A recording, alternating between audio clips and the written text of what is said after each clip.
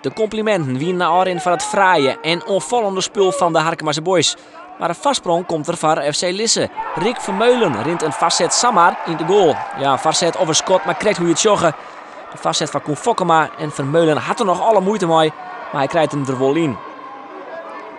Harkemasse boys is de betere ploeg en krijgt de kansen.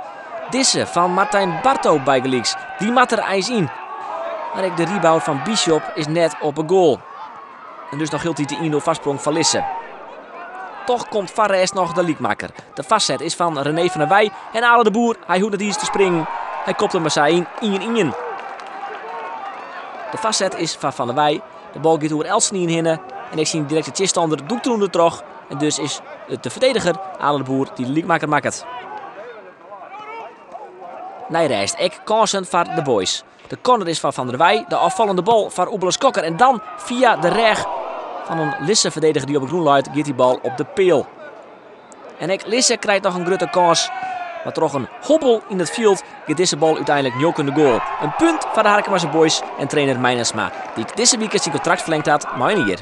Ik had er wel een goed gevoel bij, absoluut. Van het begin af aan is het gewoon hartstikke goed gegaan. En ja, de eerste 3 wedstrijden gingen ook voortreffelijk. Nou ja, vandaag de eerste helft goed gevoetbald, de tweede helft minder. Maar ja, ik ben tot nu toe hartstikke tevreden.